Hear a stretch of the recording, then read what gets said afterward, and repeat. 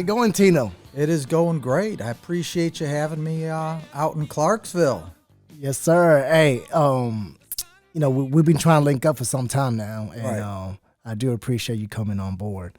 This is going to be a lot of fun. Absolutely. I've been looking forward to it. In fact, as you've seen with my group me's, that's how much I know about a podcast, right? I'm thinking it's live, ready to go. People are probably going to be looking. Where's this at? So, Well, I think most of them might know. okay. I'm almost positive. Unlike me. It's okay though. It's okay. Yeah. So, what I want to bring you on board so we can kind of educate the parents on do's and don'ts on the good practice, bad practice baseball, and also kind of so we can kind of path the way on how to reach their highest potential as well, whether it's high school or college or whatever that might be. Right. So, what's your resume, and let's start with what's the highest level of baseball that you played in? College baseball at Elmhurst College, what seems like now a lifetime ago. I mean, you go back into the 80s and the 90s, just a different world back then. I played, I actually backtracked the story. I started out at a College of DuPage, junior college. And I hope to educate, my students and our kids about it. I went to junior college and played fall ball. They still have a little bit of fall ball where you went out there and in inter squad. Middle of the year came and it was amazing because it was the first time somebody told me you had to go to class and get passing grades to play. So that didn't work out too well, and I didn't play my freshman year. And then that summer, I fell off a motorcycle. Oh, no. Collarbone, scrapes. They had to, kind of sand my back to get some of the stuff out. Ended up going to Elmhurst College, played a year there. What state are these two schools?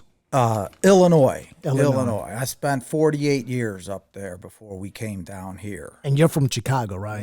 Right outside Chicago. And then played a couple years of semi-pro baseball with the Chicago Typos. Oh, nice. Yeah, it was kind of a misfit league with a bunch of kids who, one way or another, something went wrong with them at college. They either got kicked out, they had to work, they didn't have the money, and we played the Chicago Typos. And there were some ex-pro guys that played, trying to hold on to their career. But again, different world than baseball's changed a lot in 30 years. Yeah, that's good you brought that up.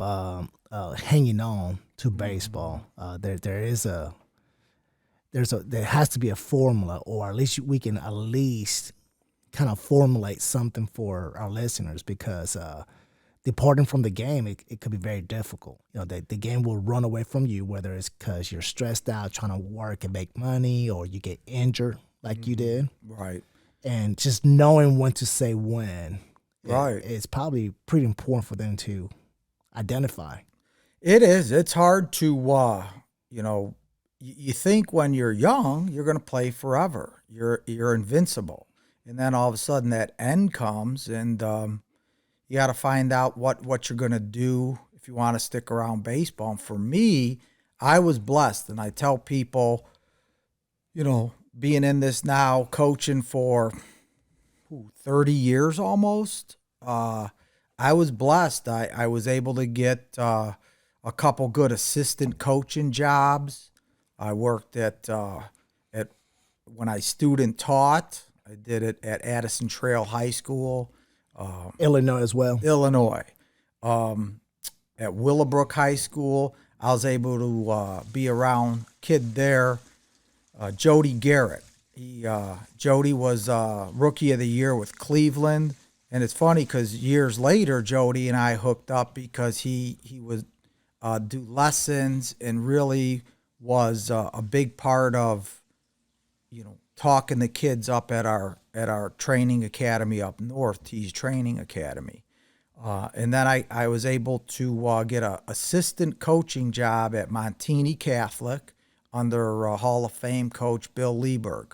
And I describe Bill as one of those guys who he forgot more about baseball than I know. In fact, to this day, I still use the signs that we used back then because they were good enough for him. They're still good enough for us. So. I mean, the game has changed dramatically, though. Oh, I mean, yeah. even the signs. Oh, yeah, it is. Sometimes I see these coaches giving these signs. I'm like, I don't know how a kid's going to remember that. And and I always took the philosophy with Bill, keep it simple. Don't have the kid think when he gets in the box. Yeah, keep it stupid simple, huh? That's right. That's right. Yeah. So I'd show you the signs, but I don't want to give them No, away. let's not. So would you say he was your biggest influence as a coach? Absolutely. He was the biggest influence as a coach. Him and a football coach there, Chris Andriano, just real good guys. One taught me how to coach the sports, but that the game, life was bigger than the sports, and that's one of the lessons. After coaching high school, I was able to. I ended up being a head coach out at Plainfield Central, again up in Chicago, and then at Immaculate Conception High School. So I did the high school circuit, and then it was kind of either, it takes up a lot of time. Takes up a lot of time from your family. We had my wife and I. We've been married now almost 24 years. How she's been with me for 24 years, I don't know. So it's great. Well, that brings a good question. Why do you coach? And I'm asking this because, you sacrifice a lot of family time when you coach. If you coach right, right. If you're fully invested, right. So would you say that you coach for yourself or for your athletes? As much as you want to do for those athletes and get them to that point, it's a positive environment. And one of the things that I've seen over the years is too many student athletes don't have a positive environment. I'm an alternative school principal, so those kids don't have that positive environment. So that's why it's important for me to surround the kids with the right people. And that's why it has to be bigger than baseball. I love that. Yeah, I like that. It has to be, because at the end of the day, right, baseball, we just hit on it. It's gonna leave you at some point. So what did like the Pirates? What are the Pirates gonna leave you with? And I hope when people look back on it, great opportunities, great relationships. It helped them get to that next realm of life and take that passion, work ethic.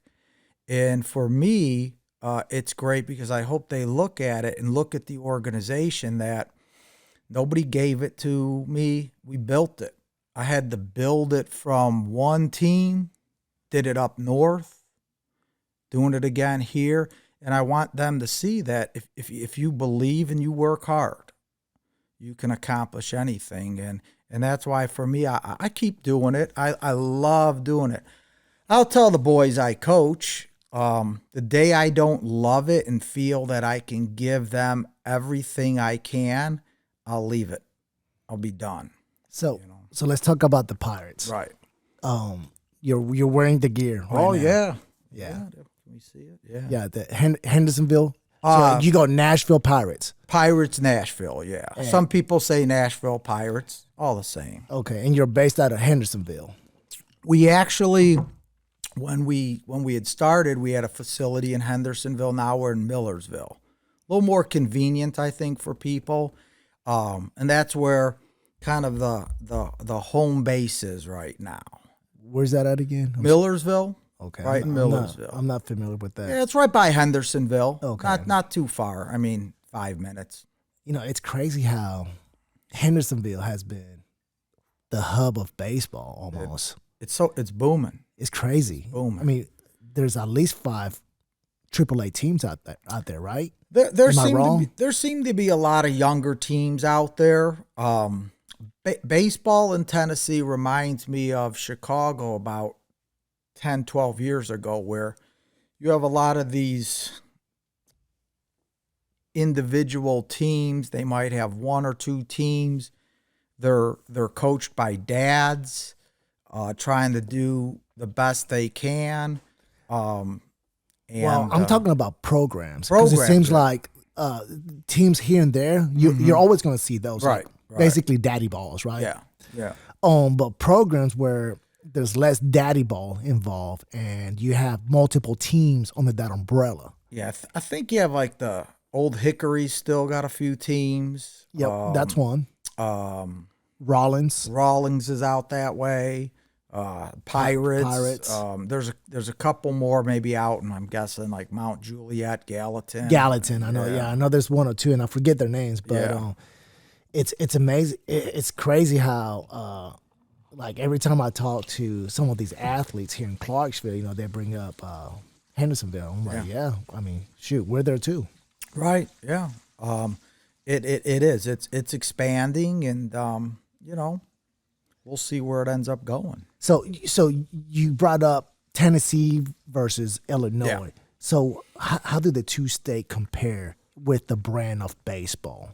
When you're talking about like individual kids, and let's say just talent for talent, I think it's similar. It's comparable. Comparable. The difference is, Illinois, a lot larger, a lot more travel teams, a lot more larger organizations. There's like Top Tier who has probably 50 teams. Wow. And what you've seen is with the travel, there's travel leagues up there. So you'll play a league season, and then you'll play your tournaments. Where down here it's still we have, for example, middle school baseball, which we didn't have up north, and then you really play your weekend games and the tournaments, and the tournament selection is limited down here, so it's a little different as far as what organizations, this game sevens, PBR, PG game tournaments. Yeah, for the older kids, it's a little more, and then you travel. For the younger kids right now, it's Game 7. I mean, she's kind of got Jody, kind of has a market on that. GMB's trying to come on in. Jody's done a good job. She's done a good job. Yeah, I mean, because there were BPA. Yeah. Now it's Game 7, and I don't know if you know Eric with GMB. He's doing some younger tournaments down here, and then there's Music City. Under what umbrella? That's his GMB. Oh, GMB. Yeah, GMB. Okay. So other than that, that's about it. U-Trip seems to be dying out, in Nashville. So yeah, they're trying to hang on. But they're trying to hang on. I mean, competition is healthy, whether it's team to team, organizations to open up, and make it more affordable for certain teams, or you know. So competition it has to be healthy. Yes, because we as coaches, we benefit from that. Oh, you need the competition. I mean, you need good programs, and again, the more good programs you have, if you keep it in perspective, if you're doing it for the kids, that's what it should be. It should always be about. I mean, again, as a principal, it's about what's in the best interest of your students, your kids, and if you're not helping them along the way, and kind of probably where we'll go with this is if it becomes about me or you or the parents or the coaches, now we start to drift away from where we're going, and it's all you've always got to keep it about what's in the best interest of kids. Yeah. And it's tough when you want to, people want to win tournaments, right? Yeah. So, we'll touch up on winning. So you play, what position did you play? I was an outfielder, pitcher, left-handed pitcher, and an outfielder. Oh, nice. Yeah. So do you So playing center field, Right. Yeah. you were obviously hitting. You were not a pitcher only. No, they didn't have. You either played or you didn't play back. Again, So do you coach from a hitter's point of view or from a pitcher's point of view? I'd say more from a hitter's point of view. Why is that? I think it's just a comfort level. I think pitching, especially these days, has gotten so, kind of specialized, and there seem to be so many. I mean, the analytics of it and the video of it of breaking it down, and over the last, probably 8-10 years, we've always had some good pitching coaches that we've brought in, and hopefully specialize in that where, we try to focus on the offensive side of the ball. And So I mean, but if you think about it, if you learn behavior patterns from pitchers, that should make you a better hitter, right? oh yeah, and that's why that whole perspective. I mean, you mentioned hitting. To me, it is. It's the bigger picture. Learning the game. That's what I hope the kids get out of it. Learn the game. Learn to play hard. Learn to play it the right way. The right way. The yes. right way. Passion, is we'll try and emphasize to the kids. It doesn't take talent to sprint on, sprint off the field. Put your glove the right way, be a great teammate. You play the game a long time, you're going to have bad days. You're going to go 0 for 4, 3 strikeouts, come off the field going, man, this is horrible. Yeah, and do you communicate that with your athletes? Oh yeah, we I try to I've been told I talk a lot, and at meetings. So you're perfect for this podcast. Oh yeah, talk away. We might be here for a while. Talk away. I was a social studies teacher before principal, so nice. I could talk about nothing for hours. Well, I think your makeup, right? Assistant principal, Right. history teacher. I think your athletes are they're getting a really good product in a coach like you. I hope so. Because I'm assuming that being a principal teacher, you've seen a lot of kids that have struggled in different ways. Oh yeah. And I think I'm assuming that you can identify those struggles as a coach and give them the right attention at the right time. Is that something that It you is. have been able to kind of splash in there? It is, especially the last 7-8 years. I've worked in the alternative world, right? So we get the kid who comes in, they were in trouble or they're struggling with something. So put that in a baseball perspective. Maybe you're younger, you're undersized, you struggle, you didn't get opportunity. Well, with the students in my school, we get them in a certain point, and we try to get them to another level. And then once they get out of our school, we hope that we've given them the tools to go back not only to school, but for life to survive. In baseball, very similar. We'll talk about, at 11 and 12, learn the game. There's kids that are 6'2", at 12 years old. I'd rather have those kids who want to learn, who maybe, it takes a little more time to develop, because I think in the long run, they become a little more not only special players, but a greater appreciation for that work ethic and life, and then carrying it on, like I said, after baseball, in the school, being a great father eventually, and maybe even helping them where we're going with that ride home someday, that they're more educated because they were in a good. And I'll be honest, and I'll tell parents, we're not raising your kids in the pirate organization. We just want to help be part of something positive in their life. Yes. Yes. And we'll explain the ride home. Yeah. We'll touch up on the ride home. We'll get into good and bad practices from parents. So when you said that you take your coaching and apply it to your profession, or do you think your profession is being applied to your coaching at the baseball? I think it's one and the same. I've been doing both of them for so long. To me, to me, I think it's easy because it's about kids. And like I said, I work with them all day long at school. It's a different type of kid. And then, when we have baseball, or you see kids at the academy, or you're coaching your team, or helping out a team, or doing lessons, or whatever it might be, it's still about the kids. And keep it in perspective that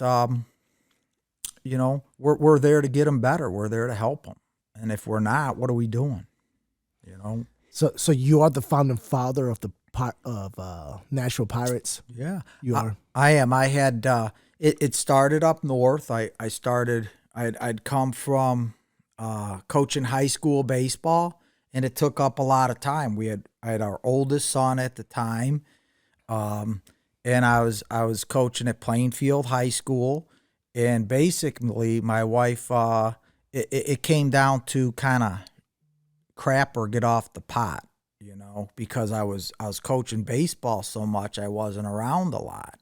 I didn't do a lot of coaching with my son when he was younger. We'd hit in the yard and stuff, but we still had in-house baseball then. And then I decided to take a position closer to home, and sure enough, they offered me the baseball job.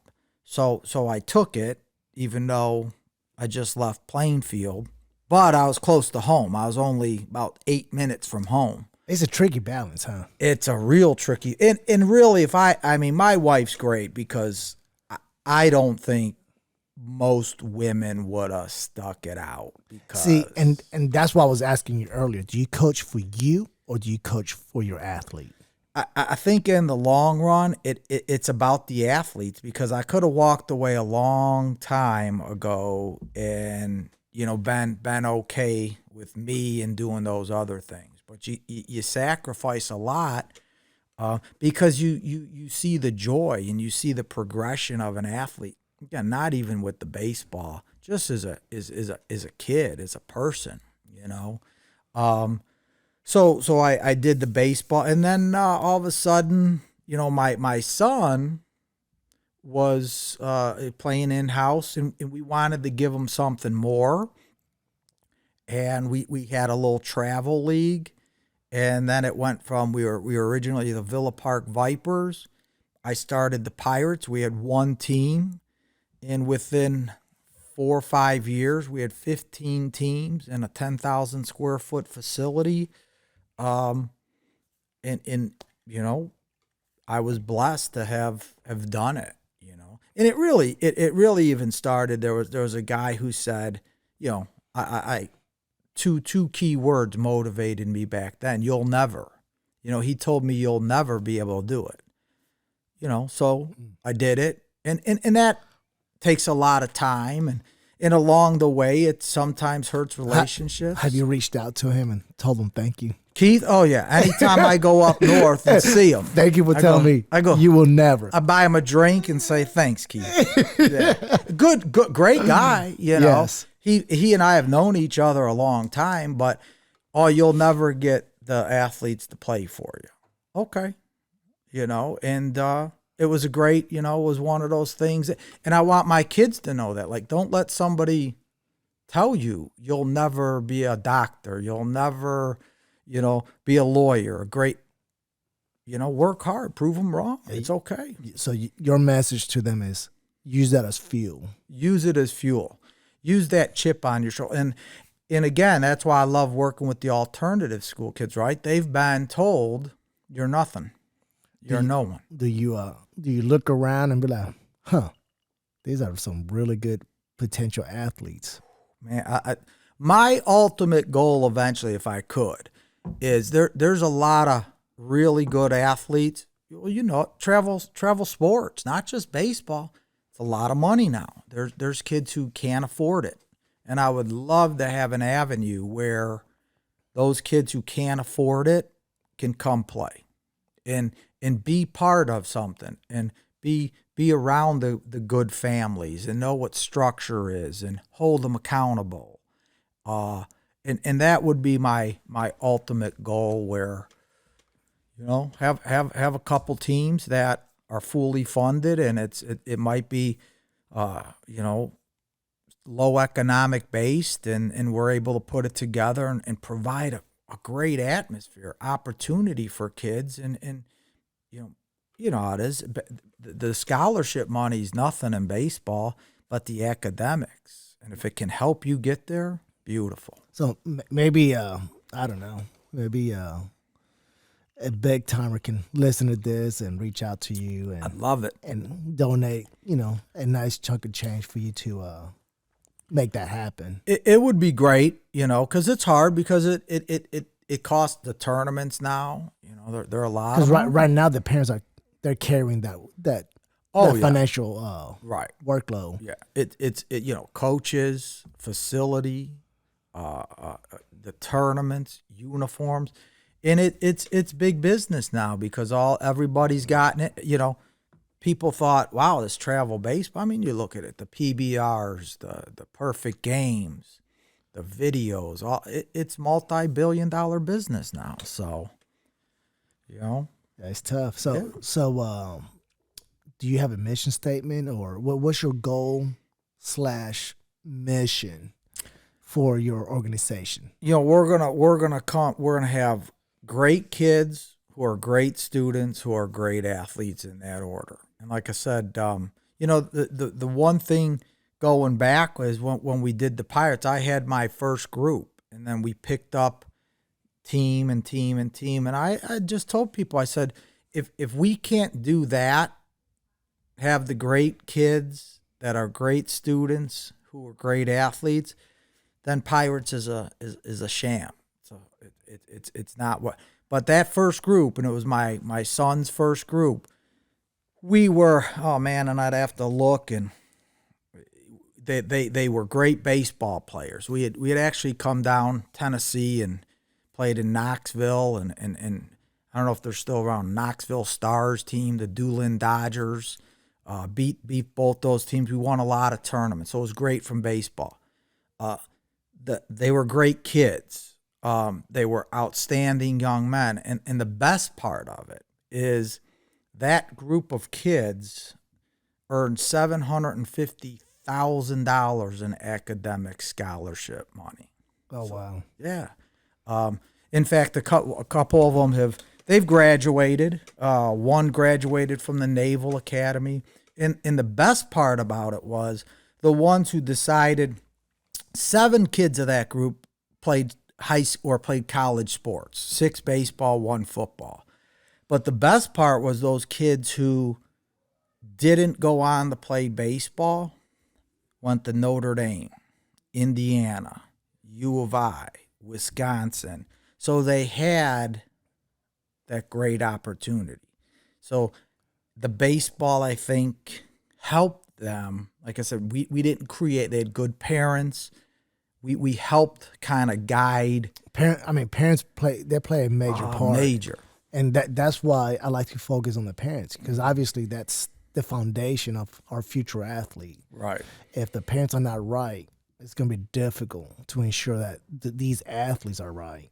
So we have a little, like the Right Home, for example.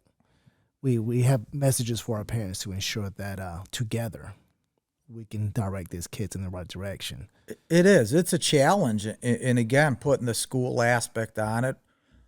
A lot of kids that come through my way at the alternative school, divorced families or one parent, or there's a dysfunction in the family, and they didn't get that structure. They didn't get that, real good foundation, and they kind of slip along the way, and we're trying to get them back on track. So have you recommended sports to some of these trouble? Absolutely, and not just sports. Be involved. When they go back to the school, the biggest thing is, one of the things I put in, being the principal, is a transition meeting. So we now transition them back to the school. I go to that meeting and be part of something. Got it. Sports, awesome. We've all had great coaches or coaches who've kept us in line. But if it's chess club, if it's, if it's drawing, if it's Spanish, whatever it might be, where you can be part of it, because the difficulty with kids is they get home from school at 2:30, 3 o'clock. What are they? They have nothing to do until 10 o'clock at night, 5 days a week plus weekends. They get into trouble. Trouble finds them. So, yeah. And that's why I keep my son busy. I mean, well, I love sports, Right. so I have introduced him into what I love, but on the same token, it serves that purpose of keeping them out of the streets. Yeah. So gaming, I have a podcast coming out called World War III. Okay. Gaming versus athletics. Okay. And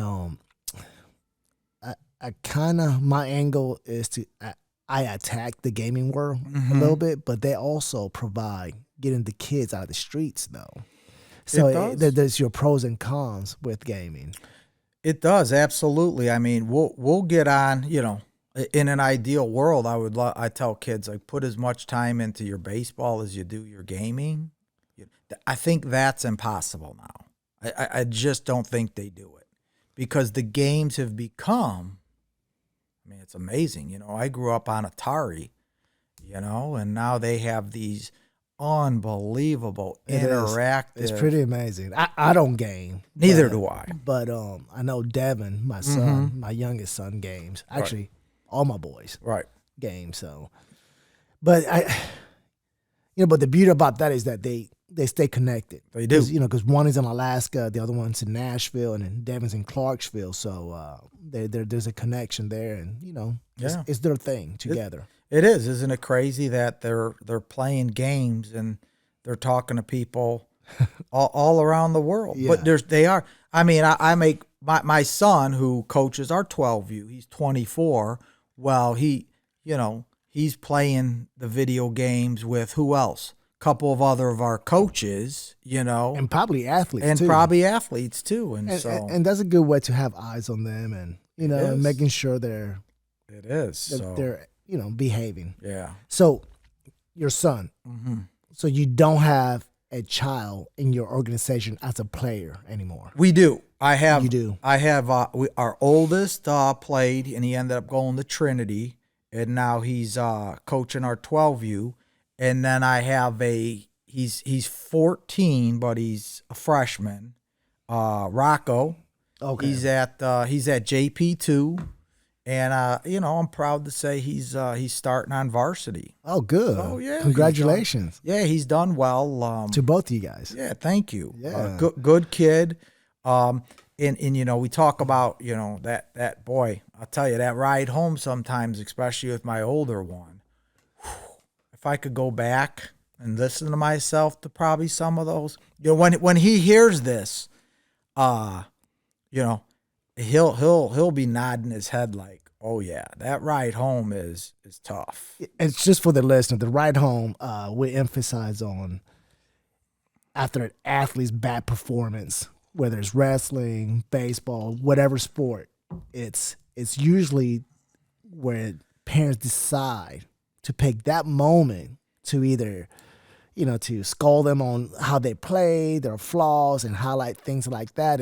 And so our message here is, just let them drive the conversation home, instead of you jumping on them. And so, and we'll touch up on that some more. Okay. Well, actually, we're in it now. So tell us that ride home moment. Oh man, that ride home moment, it would have been tough being on the other end of it, as an athlete, because you hit it on the head. You want to pick, this is how you could have done this better. Why'd you do this? You need, right? You use those words. You need to do this, and you go on and just kind of pick apart every single thing.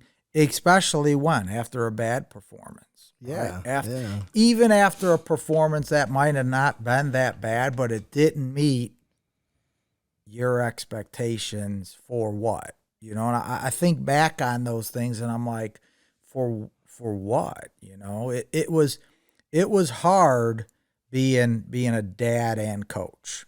But what was great, I mean, it worked for the organization because my son was good and played hard. And that makes it easy on daddy ball, right? It did. It made it successful because people came and they wanted to play, and but it was not easy for him. You know, it was great for the organization, right? And we went from 1 team to 15 teams, but it was a challenge for him. You know, I mean, he did great. He played. He went to college, played at Trinity, but you know, along the way, some rough ride homes to the point where it's like, I don't want to go home with Dad.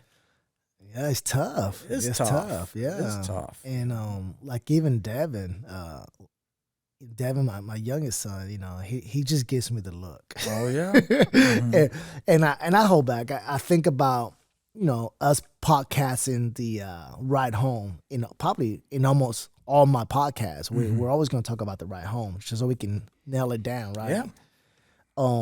Yeah, it's we could accidentally push an athlete away from the sport. Oh yeah. And most parents don't want to do that. No, you don't. Well, and again, you're like me, where you had 2 older sons, so you learn, right? Yeah. Haven't you learned Yeah, from for it? sure.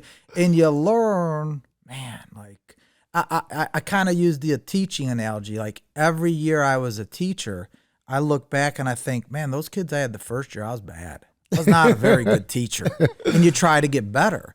And I think, you know, maybe we get it right with one of them. Yeah, you know, yeah. one of them we'll get it right with, and it is that, you know, our Rocco and TJ, our oldest, they're different personalities. So Rocco, you know, I definitely do not give him the ride home as much as I did TJ, and you learn. You know? And that's the key. You know, it's going to happen. Yeah, It's going to be hard to prevent, but hopefully, as you know, coaches, parents listen to us, they can recognize it. That they can recognize what's about to happen. That they might have a ride home moment. Maybe they can do better. Right. It's always about doing better. it is. The next go around. It is, and my advice, you know, to parents, and I'll put it out in a lot of the group me's is, you know, and I've been thinking about it more. One, just breathe a little bit. Take that deep breath and try and be their biggest fan, you know. And you know what? I've over the years, and, you know, the great creation of Facebook, I think the challenge is we see these posts on Facebook, right, of a kid, 12-year-old kid hitting a ball over a fence, right? And then you'll see a caption, they'll talk about, oh, he's worked so hard. It's like, what if it went to the fence and the guy caught it? Did he not work as hard? You know, are we still going to post that? But we get so caught up in the end result, we miss that process where if they didn't hit it over a fence, do you ever see a post of somebody on Facebook, man, my kid went 0 for 4 today, and I'm so proud of him, and I'm his biggest fan. You see he had 2 home runs today, and he won the game ball. Yeah. So it's challenging. Yeah. And, you know? And it's all about the process and understanding the process that, like I tell most of my athletes, you know, you cannot be afraid of failure. Don't be afraid of fail. And like you were saying, you know, maybe it was caught and didn't go over the fence, but it's part of the process. You're going to fail a few times before you hit it over the fence or you have the success that you've been working for. Right. You do. And, you know, and we'll talk a lot about that. Trust the process of it. And, and you know, hopefully you can help parents understand too, like, don't worry what happens at 11, 12, 13U baseball, because they're figuring out sometimes the process, and some of them are still growing and learning it. And especially these days, you know, kids don't know baseball like they did 20 years ago because they don't play it as much. They don't go out in the street and play it. So we're helping them learn a little more, and it takes a little little longer sometimes. It's pretty cool though, huh? They're so involved in their electronics, and some of them they appreciate what we're teaching, and it's something that's been around forever. Yeah, it's true. So it's pretty cool that something as simple, we talked about keeping it stupid simple. It's some of these kids are appreciative of that. They are, and go back to why we coach, right? Because you see the kids appreciative and work hard and get better, right? And it's the same thing. I use it as an educator. You see the success. You have a lot of, sometimes it doesn't work out, or you get some students that it didn't go the way you wanted it to, but then you get those ones that did, and it motivates you to keep doing it, because one student's success, it's like a drug. It really is. It just gets you motivated, and it's contagious too. It is, and it's just like with the baseball players. Like, I love taking the kid that I won't mention any names, but he's 14U kid, and he played in the Civitan, and I joke with him and his parents. I go, when we first got him, he wasn't good, and now he's one of the best 14U players. He's at his middle school. He's doing really well. He works at it and he loves it. So to me, that's, wow, what a great growth that we gave this kid a wonderful opportunity when nobody else did. And that's beautiful, because I was going to ask you, I am going to ask you,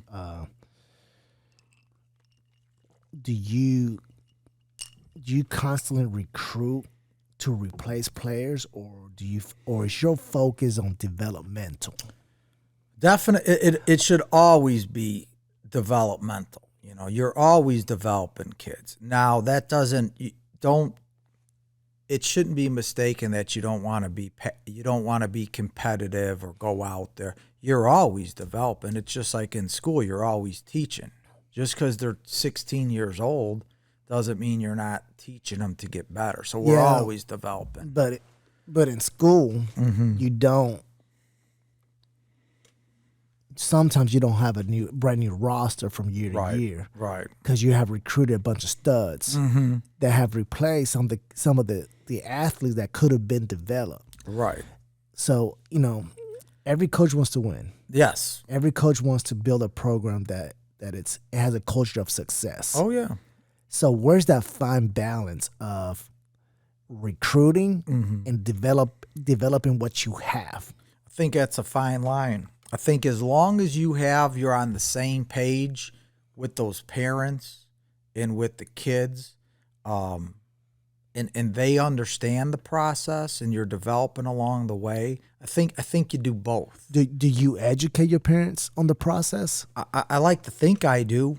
I like to think I do. Because I think it's important that they understand the balance of that. Maybe some of them will not return because the recruiting aspect versus the one that are hoping to stay there and get developed. Right. And I'm hoping that we have enough in our younger program to do both, because there's always going to be some kids who they get to be 13, 14, let's face it, they don't want to play anymore. That was their peak of baseball. So you maybe need to fill in, and hopefully you fill it in with somebody that you could get coming over that is looking for something that you're offering that they weren't getting somewhere else. And it's not, again, I'm hoping that it's not just baseball. I hope we do the baseball well enough, and I think we do, but then those other aspects, like we care about your kid, And I think one of the things that makes us different, I mean, we have non-dad head coaches from, well, now all of our teams do, but that we build those relationships with them over the fall, over the winter, and then spring and summer. So, or your teams have a dad with a player that's playing under him? They all of them have a paid non-dad head coach. So okay. Yeah. So in So, okay. To me, it's just, again, something early on that let's eliminate that the coach's kid is not playing short. Daddy ball. Daddy ball. You know, so if your kid's not playing short, it's not because his kid is, if that makes sense. Do you have a daddy ball rule that you created for yourself? Oh, you know, I try not, you know, one, and I hope that for me personally, you mean, or yeah. Yeah, for yourself. Yeah. Or even to kind of air it out up front. You know, in parent meetings, you know, I used to tell the parents, like, look, I do have a child on the team. Mm-hmm. And you best believe that your child has to be 10% better than my child. Mm-hmm. That's not bad. Yeah, that's good. And that kills the he could be, that avoids the could be. Right. But I don't think I was in that position to kind of have the daddy ball tagged on myself. Yeah. But I know there's. But your son, was he a good ball? Was he one of the better ball players? My oldest was a really good athlete. Okay. Super athletic. So I never had an issue with him. Mm-hmm. My two youngest, they had to work hard. Okay. They had to work extremely hard to earn whatever it is that I was able to award them with. Okay. So, but yeah, no, like my youngest, I didn't coach him when he was in sixth grade, but he started as a sixth grader. Okay. In middle school. My two youngest did not. Okay. And I was their coach. Mm-hmm. And I started other sixth graders over them. Okay. But they found their way into the lineup, you know, by and this is probably a message for our parents. It's one, trust the process. Mm-hmm. And this is for not only the parents, but the athlete themselves. Because a lot of athletes beat themselves like, oh, I should have been starting. Right. You know, trust the process. You know, keep your mouth shut, put your head down, work hard as heck, and let your play do the talking. Let your play tell the coach when it's your turn. Yeah, and that's what it has to be. And also for the athlete to advocate for themselves. You know, if there is something the athlete wants to know from that coach, have the athlete talk to him. Don't. Why isn't Johnny playing? You know, well, you know, don't let Johnny know we're having this conversation. You know, that's what sometimes you get from parents. You know? Yeah. I mean, I had 3 of them this week. Yeah, you know, and you want, hey, let your son. What do I need to do to continue to get better? And that's beautiful. Yeah. Because that's very similar to the message that I deliver. Is you know, the approach has to be good. Mm-hmm. You cannot be disrespectful. Right. And you're right. You know, if the athlete goes to their coach and be like, what are the things I have to do to have a chance to break the lineup? The coach is going to open up, give him his playbook, like, you have to do X, Y, Z. And now he has an actual goal. Right. To work. Yeah. So that's beautiful. And that's how it should be, you know. And it also builds that relationship. It also builds those relationships that we're talking about when sports is over. You have the ability to talk to somebody, maybe for a job or an interview for school. And those are the great things about it, because, you know, your mom and dad aren't going to go with you for your first job interview. It just, you know, you need to be able to open up, have a conversation, be respectful, like you said. And I think those are so valuable. And I think the one thing, you know, parents have to be able to do too is it's okay if your son struggles a little bit, you know. Yeah. Continue to work hard. Struggle's part of where you learn to be a better person, a better athlete. When you've struggled and you've said, what do I need to do to get better? Because you can struggle and go that way where, oh, the coach hates me, I don't want to do this, all that stuff. Or you could struggle and work a little harder. And face it yourself. Yeah. Instead of running away from it, you can face your challenge and feel comfortable facing those challenges. Because if you run off and you tell mom and dad, and you never teach the athlete to go at least promote for the athlete to find out himself. Right. He's not, like you said, they're not going to be at their job interview. They're not going to be at their workplace or even inside the classroom. Yeah, and I'd like to see just kids in general be able to do that more, because I think it's one thing, I see less and less over the generations with students and athletes, that it's so easy to go do something, hit the restart button. Or delete. And, yeah. Instead of, take a travel program. Maybe you struggled a little bit and didn't get as much playing time as you wanted to that 1 year. Well, fight through, keep working hard and stick with it. Don't just go, well, I'm going to go and leave this if it's about the innings, for me, if it was always about the innings, we're not doing it right, and that's why I really want to have great parents, great coaches, and that philosophy that we're there for your kid. We care about your son first. And the baseball comes if you do all those other things, he'll continue to get better, And that's what I hope we do. And along the way, we're there for them. We're there for them as coaches when they're a teenager and they're dating somebody and they break up with their girlfriend. We're there for them. We're another resource. I can't tell you how many people I've talked to, even when COVID happened or when school's going on. There's a kid who texts me every Friday his grades, and he's not on my team. He's in our organization, but he texts me his grades because he was struggling. I said, well, you need to text me your grades every Friday, and he does, and it's getting better. It's holding them accountable. Yeah. So it's great. They're at least mindful. They're mindful of it. And sometimes he'll forget, and, I forgot to send you this. Well, you remembered. That's great, So it's little things like that.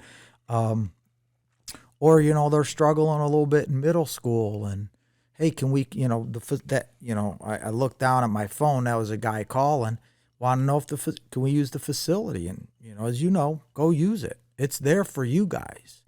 The key's above the door. Go work at it. The Pirates, you guys have your own facilities?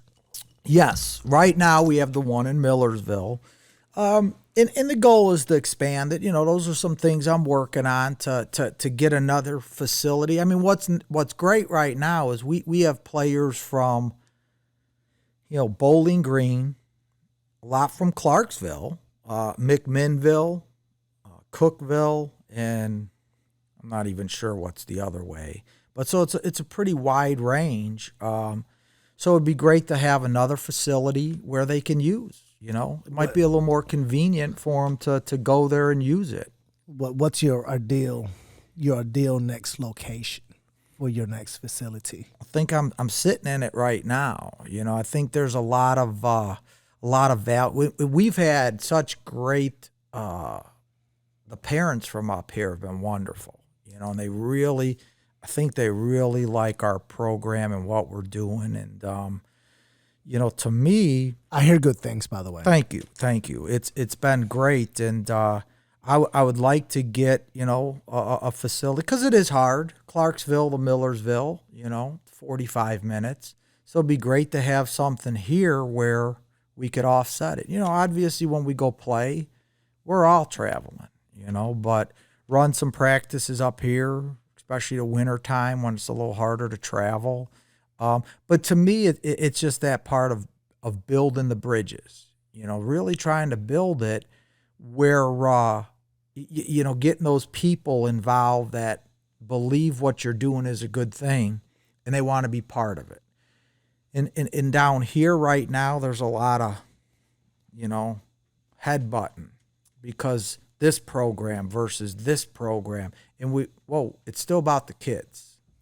So is there a benefit in having lots of travel ball teams all bunched up in the same area like Hendersonville? What are the pros and cons in having such a very competitive? I think the pros are kids are playing. You're providing opportunities for them. I think the con is it's watered down. You've watered it down, and you've kind of jaded it in terms of, I don't want to say some programs are. I think you're just focused on playing baseball. But being a travel ball team, so it's not obvious. You're not obviously dipping into Hendersonville only. No. So being a travel ball organization, have you found that almost like a diamond in the rough, a certain town that you can always go to and be like, these are good players. If I go to this town, not a lot of teams know about this little town. Is there a place like that? Not that you will reveal it, right? Yeah. But it's their town. You don't have to say the town. Is there a place where I think there are a couple I've been looking at, and again, where there seemed to be a good group of kids that have come from good groups of families, and that's the key, is we're on the same page, because it does, and I just want to be clear with it that, think about a school. If your sons were in a school without, a curriculum, and they were just taking classes, random classes, you'd be like, what are we doing? And I think for a travel organization, it's important to have those goals. Where are we trying to get with this? A lot of teams just want to go play baseball and win some games and tournaments, and they're just playing to do it. Well, what's your end goal with this? Do you want to stick it out for the long haul with the kids and maybe go through those struggles and get them to a point where, hey, you've been in the league for, I can think of a few kids up north where they knew they weren't going to play college baseball, but they loved being part of the organization because of what it meant to them. And one of them ended up going to Stanford, and he was a below average baseball player, and they loved being part of the organization because there he could come in there, he could do his homework, he could be part of something in the facility. We had 10,000 square feet up north, so it was pretty big. Oh, nice. So it was nice, and it was great because we had a lot of good hitting coaches hitting out of there. John Maley did a camp out of there. Do you have a link you can share with me where when we get to this part of the podcast, maybe I can put it up? Yeah. We have a website now, and we do a lot of I'm learning that social media. So what's the website? It's what's our website? It's www.piratesbaseballnation.com. And the reason I put it nation was, in case we expand outside of Nashville a little bit. Yeah, and if that guy tells you can't, it's going to happen. Well, it's been great down here in a lot of ways because, we've been down here. We've had Pirates 3 years now. And there were some bumps. And there's, you're new to something. So there's a lot of, but it's gone well. We have,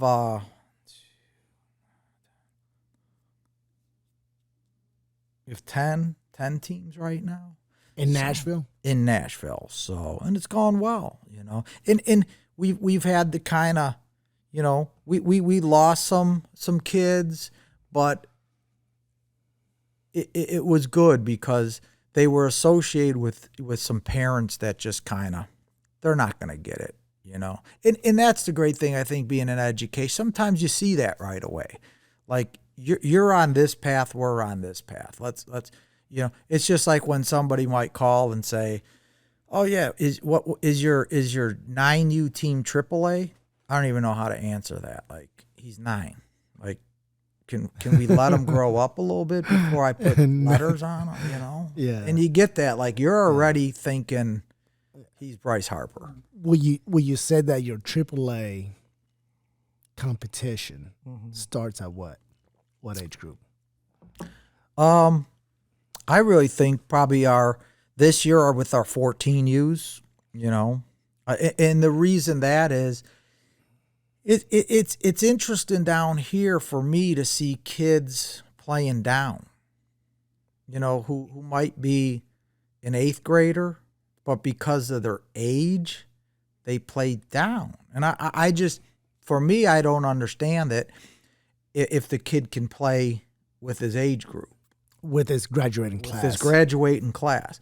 Because it's a challenge. Because, I mean, think of if I came to you as a principal and said, your son is a good student, but I'm going to put him in, if he was a freshman, I'm going to put him in 8th grade math just so our math scores are better. You'd look at me and think I was crazy. But there's a lot of kids that played, I'd rather have kind of that high school mentality or in school. If you're smart, especially when you get to high school, if you're a freshman and can play up, let's do it. Yeah. Now, isn't there a organization, maybe it's PBR, that does it's by graduating class, not so much age group, right? Yes, they were. I know pre-COVID they were going to that. They were going strictly graduation year. I think they may have slowed it down a little bit, but I don't know if they've gone with that. But that's, to me, especially in high school, what it should be. Like it's a challenge, especially when you have a kid who's a freshman and then they come over to the summer and they're playing with 8th graders. Like, I don't get it. Yeah, we have some of that right now. Mm-hmm. It's a challenge. Yeah, we have some of that right now. Yeah, but because we are the youngest, I like it because Devin is with a culture of they're more mature. Mm-hmm. So for him, it's going to provide growth for Devin. Mm-hmm. I don't know if it's going to provide the older kids growth, right, like it is my son. Mm-hmm. But for selfish reasons. No, and that's a different way to look at it. You're right. If you happen to be one that the older kids are, maybe playing with them, it could be a benefit. But like you said, if they're I have a son, like I mentioned, my 14-year-old's a freshman, and I could never imagine him going now he's playing varsity baseball. What am I going to have him play 14U baseball over the summer just to it to me makes it a little. So is he on the 15U team? He's on the 15U team. He's on the 14.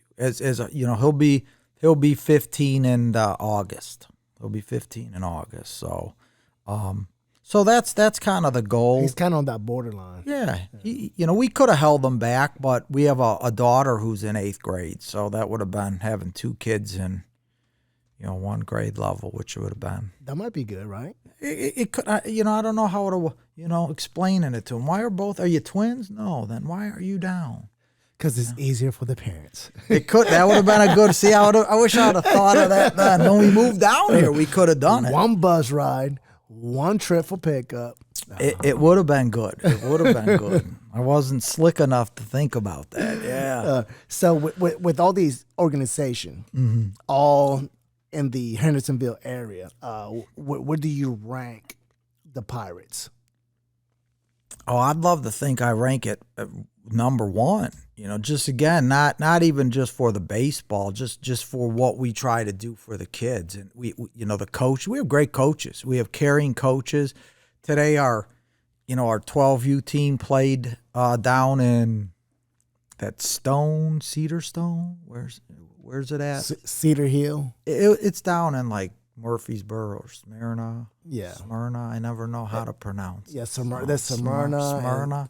Yeah. But we had our 13U coach goes down, watches the game. I think it's great. We have wonderful, wonderful young coaches who care about the kids. We let kids use the facility.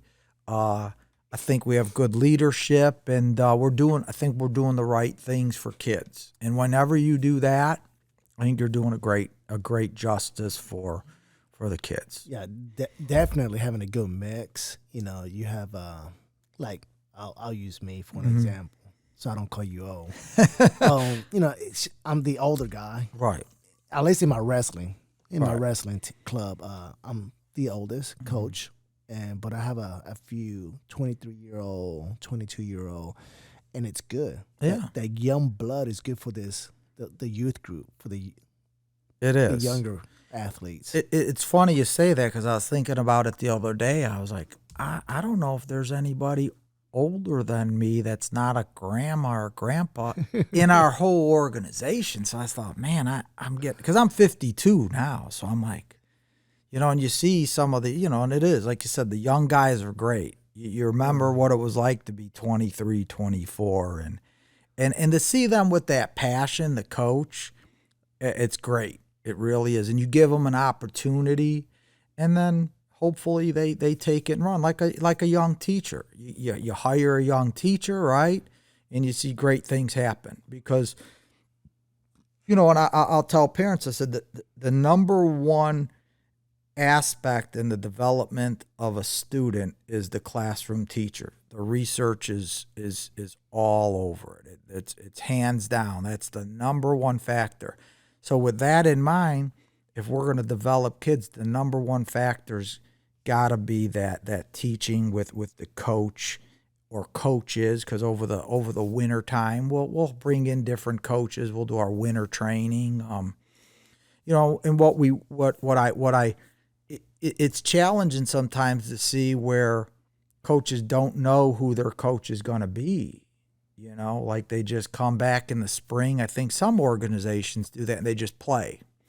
And I'm like, it might work for them, but to me, I want them to have that connection, a little bigger than, like I said, bigger than baseball. I like that. Yeah. I like that. Yeah. And that's important because, some parents, they get caught up with the name. Oh, yeah, my son plays with this MLB player such and such. Right. But they don't make that connection with them until showtime, until the actual game. So, I don't know how that works, but that could be a thing. Yeah. That could be a good selling point for you. Well, and you know what? That's how we're going to do it, and it's worked. And again, we're not going to have 500 people in the organization, and I'm okay with that. We're going to have the right people, I think, in the organization, and when you get the right parents and you get the right kids, it also makes it a little more enjoyable. I don't get that crazy text. So it sounds that in your mind, you have the right blueprints for a successful organization. Yes. But if there is a program out there, who do you look at and try and like capture their blueprints from? Is there a team or an organization that you might look at to get ideas from? I think down here, the large organization is the Knights. When we had first come down, I was looking at organizations, and you saw the Knights kind of stand out, and they have their own facility. They have a Knights Academy. They're putting some good players out there. So I think that might be the Knights organization in terms of the baseball aspect, but then you go with some of their younger teams, and they're coached by dads. So I think they let some teams just take the name, like, oh, we want to be Knights. Okay. And so I think it's more their older kids. It's got some, some value to it. I look at some organizations still up north. I have a good relationship still with Pirates Chicago, and we've got some, organizations up north that I kind of keep an eye on. Like I said, top tier.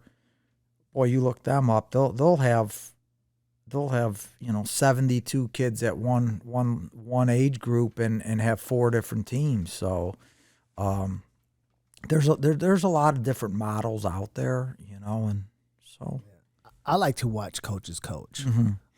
I've been trying to hit one of your practices, so there's always something you can take from somebody, and use it for your own. Put it in your toolbox, and so I've been down to go to one of your practices. It's just been very difficult with wrestling. Oh, and then baseball and just you saying that to me tells me you're a good coach. Never seen you coach, you're right, but to have that approach where we can learn.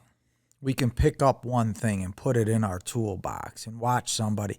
And it might be something we don't want to do, or that we do, and that it reinforces something you do or say. But just for you to be able to, there's a lot of coaches, and I think you know where I'm going with this, that wouldn't want to see other, because they think they know it all. Yes. They know it all, or they're and I'm the same way. I love the fact that I've been blessed to watch coaches. Still love going and watch. Now it's great. You YouTube a hitting video, and I'm gonna try that. Yeah, and it is nice. When James comes home from your practice, I'm like, hey, James, come here. What you guys do? Yeah, what kind of drills? Yeah. What was the focus? You know, I'm drilling James. And it's not the ride home, but it's so we can both, one for him so he can think about what he learned that day. Yeah. And one for me so I can see what you're doing. Right. What is there something that I could do that could benefit me and my programs and so forth. I think that's great, and I think that's where parents should be in the approach to do it. Like, what did you do? Is there something I can help you with, or you didn't understand, or that's a great approach. And I mean, you mentioned James. I mean, what I, on that note, and I don't want to talk too much about individual kids, but what I really love about James is when he came to the winter stuff, first of all, great athlete. Just explosive movements. Oh, he is, and he cares. He and that's the thing. That's actually the first step, right? You have to care. Oh, you have to want it. He does. And what was great was his interactions with the other kids there, the younger kids, which to me, that's what I love when I see the older kids and they see an 11, 12-year-old and they're doing a box jump and he's encouraging them. He can jump over the darn thing where they have to get up on it and go, and that's what I saw about when you see that next level athlete. It's not just that you're a good athlete, but how are you as a teammate? What else can you bring? What else can you bring to how can you make a teammate, right, just better, or another person feel? I know there were kids that went home and felt more comfortable because an older kid, didn't be like, oh, come on, man, like, what are you doing?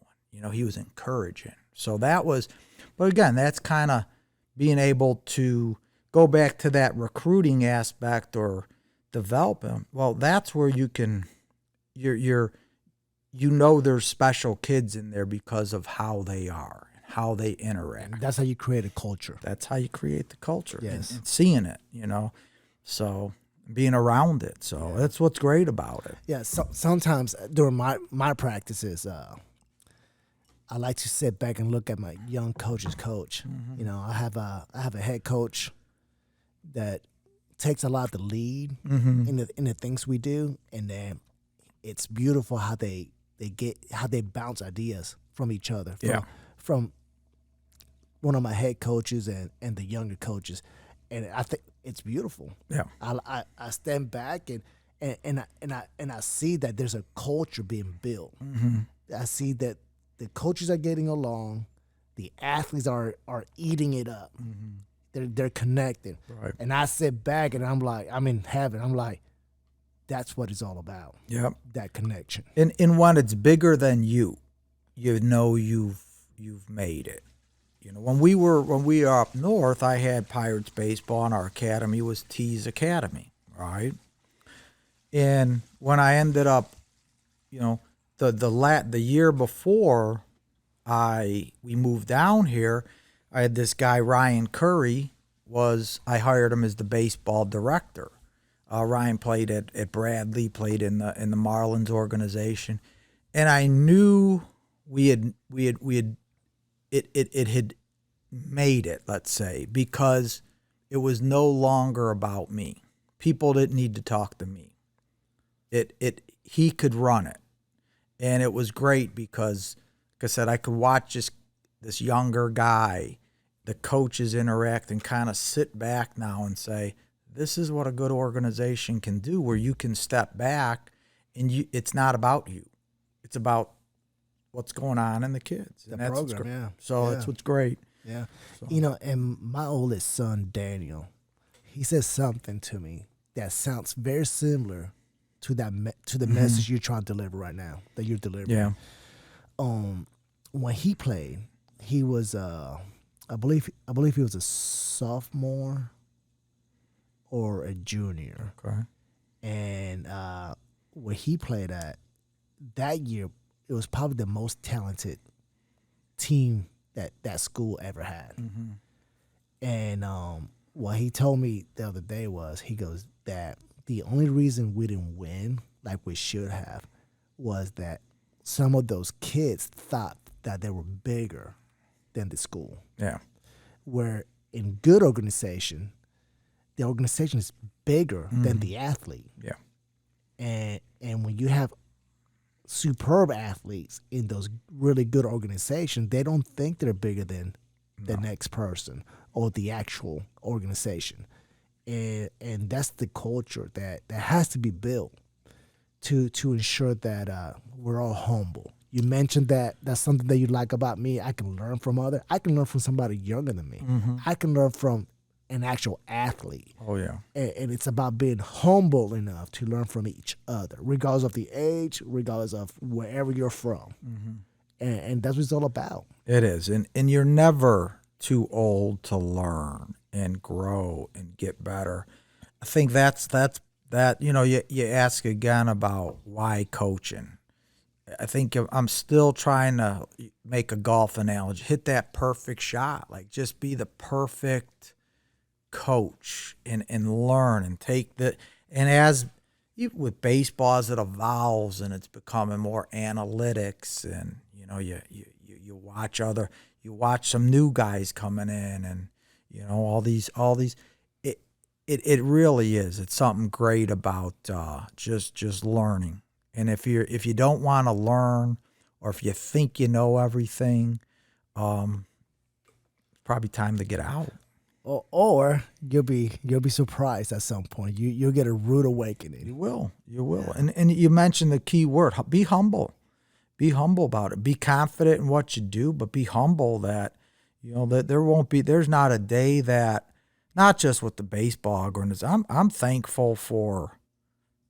I wake up thankful. Life could go south real fast. Right. And I'm thankful that, I get to have, the people at school, kids in the organization, and be part of their life. And, hopefully when they come back in 10 years, they call you coach. Hey, coach, that's the best thing. That's awesome, ain't it? It is. It really is when they call you up or text you, now text, right? Yeah. Hey, coach, what are you doing? I'm like, that word is great. That's awesome. Yeah, it is. So. Yeah, and I know that fuels you. So.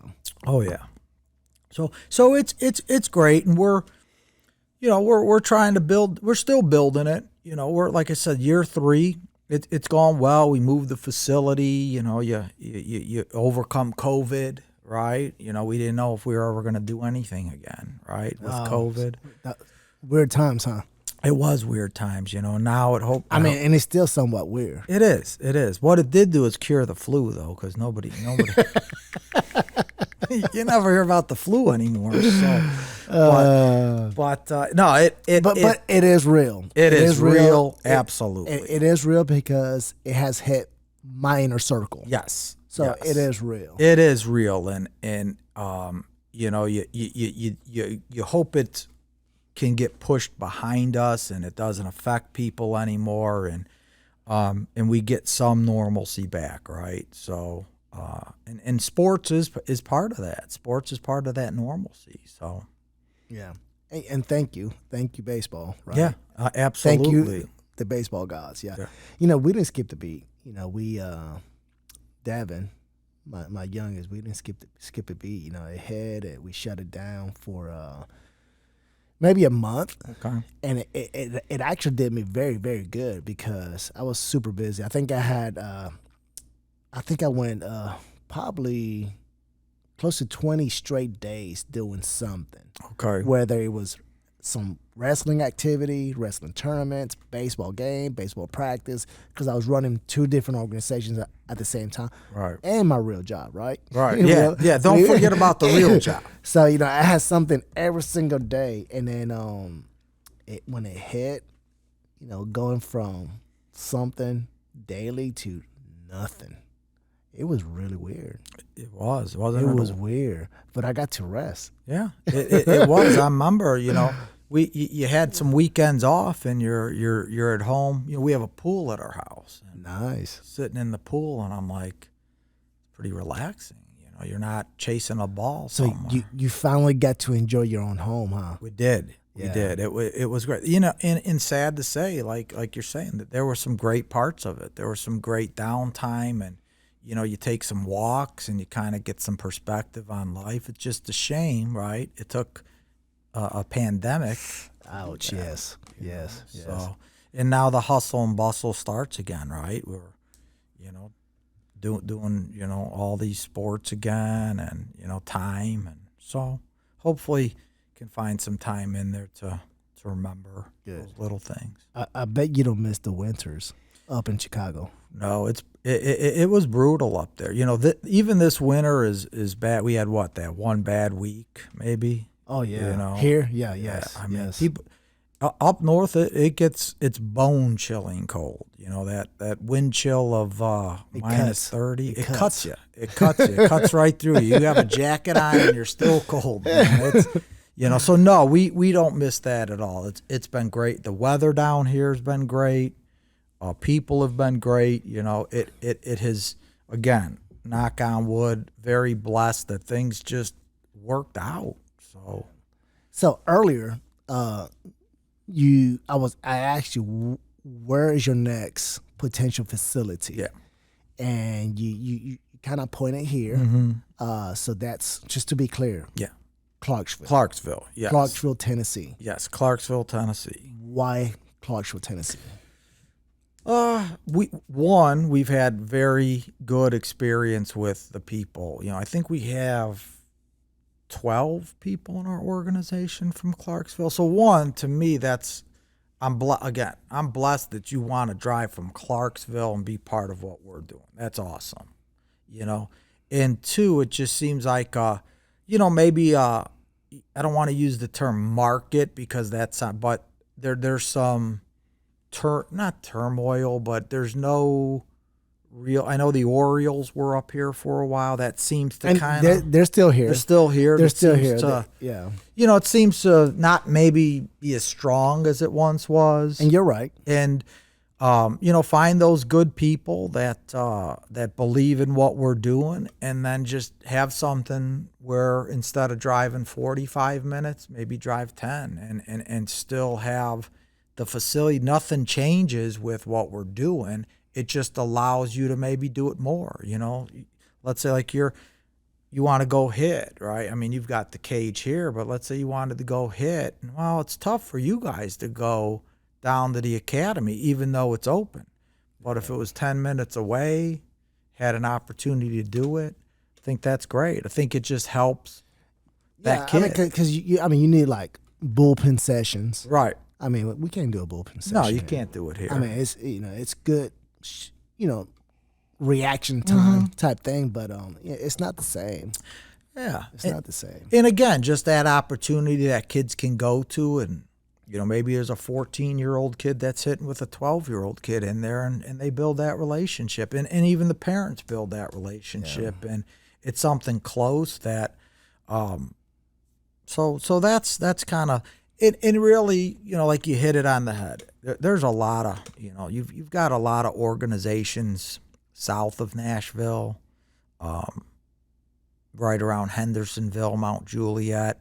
Some of them seem to pop up, and you know, we'll see what happens with them, because I think at the end of the day, if you're just focused on baseball, it's short-lived.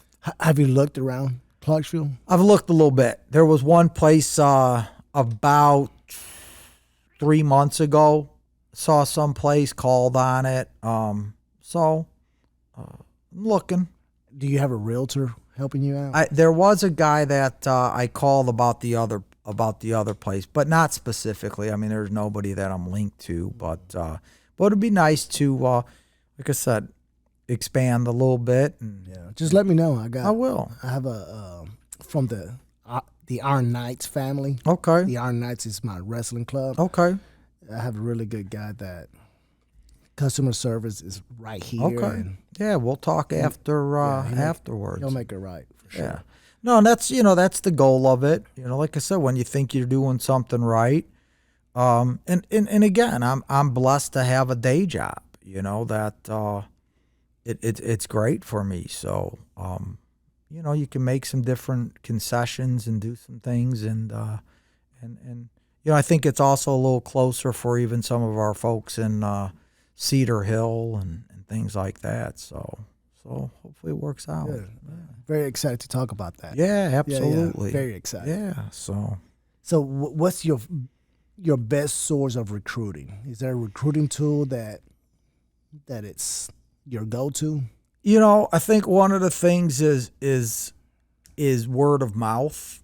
Word of mouth is great when you start to put out, when you start to have an organization that people. I'll kind of answer that with an example of we had a guy up north. He actually is one of the guys that partnered up to buy the academy up north in Pirates baseball. And you know what? He was part of the organization. He loved it, and his kid loved it. And you know what? It was great when he went out and talked about his experience, because then that person hears it. Somebody else hears it. And I think parents, the right parents, and word of mouth, and, hey, where does your kid play travel? Do you like it? Yeah. Yes. Why? And you talk about all the reasons we hit on. So it's wonderful, because talent's sometimes difficult, because talent, at 10, 11, 12, 13, talent's sometimes the biggest kid on the block, So it's just getting that word of mouth out there, and then seeing the kids. And then, one of the things when I take a look at a kid on a tryout, it's not car salesmanship, Show them what we have, talk to them about it, go home, think it over, make sure it fits your family, what your goals are, what you want to do, that you want to put the time and effort in, and kind of building that relationship. And, we're not signing, I'm not forcing you to sign a contract and promising your kid's going to get a Division I scholarship and lying to you, because at the end of the day, I got to wake up with myself. So, yeah. Well, speaking of that, so do you have a process where your athletes are being looked at, good exposure for them? Yeah. One of the things that now we have, our oldest group now is our 17U group. So a lot of it is sending out the video. One, it's, kind of backtracking that they've registered for, that the NC, put the NCAA, it was the NCAA, I think they still call it the clearinghouse, the NCAA clearinghouse, Yes. And being part of that, which a lot of kids did. See, kind of up north, in the beginning of the year, they took all the kids who might want to be an athlete. They had a meeting, boom, and did it. There were some parents, I don't even know what you're talking about. So it's just educating them on that process of, what I think you may have seen, like, hey, send me, I sent it to the 15, 16, 17s, like, send me a 5 to 10 second clip. We put it on our Facebook. We put it on our Twitter, Instagram, have those, doing the right things in school, being a great kid, and also narrowing down that process. Like, where do you want to go? How much money do your parents have for you saved up to school? So part of that is educating parents and kids on the process, but then absolutely making the connections with those coaches. Do you have a healthy connection with a lot of the college coaches? I do. I'm building it more down here. Up north, it was great, And again, once you start to put out kids that they know are great kids and can be part of that, and you're honest with those coaches, you're not selling them like, oh, this kid's, and then he turns out to be a horrible kid and bad student. They can't rely on him. But down here, it's making those connections and going. We actually, a kid who played with us last year, he was an older kid, so he's a senior. He's from Kentucky, and I can't think of the school, but he is signing to go play.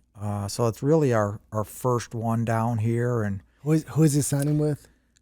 I'll have to look it up. Okay. His name's Ethan Bixler, but he's gonna go play. It's a Kentucky school, small school, NAIA. So, but yeah, it's just reaching out and building those connections and sending the I think it's important if you're gonna run an organization, send out those videos and make those connections. And what's great about it too is being a principal, if I need to write a letter, write a good letter for a kid. I've done it a million times. Good. So it is. It's just, but again, part of it too is the kids have to understand that, you have to do your part in school, do the right things. So what are what's your recommendation for college prep as far as baseball? Just baseball itself, or trying to play baseball in college? Yeah, to prepare them for baseball in college. One is you have the academic side. You have to do well in school. If you're not going to do well in school, it's going to be difficult. Be a good kid. So if you have the school part and the academic part, the one thing we're doing with our organization is be part of an organization, and playing at those higher level tournaments, and which are what are the high level tournaments? I'd say right now it's still PBR, perfect game. There's a good one we found, 2D tournaments. They're Memphis, Louisiana, Florida, pastime. Playing in those tournaments where it's. Yes, there's exposure, but you also are playing against those teams that other coaches are going to know when you go up against, I'll just use top tier from up north, and you can hold your own against them, or you're able to do something good against, those pitchers and maybe another good organization. So align yourself with a good organization, but also align yourself with those coaches who are willing to help you, that you can have, you'll have a relationship with. So if somebody calls me up about one of our players and says, tell me about so-and-so, I can tell them about them because I've built that relationship. We have that trusting relationship. It's not, I maybe don't know them because I haven't coached them, or I'm just coaching them and I haven't really built that relationship. So what's nice is being kind of the foundation of it, where people can, you're kind of the go-to person. But that's what we've done. I think this year we have a great schedule for the kids where we're going to go out, we're going to play in the best of the best tournaments and hopefully really good competition, because then you're really giving the kids, the parents, hey, look, we're doing the right things in terms of that. And then, of course, putting the time in, and training and doing the right things.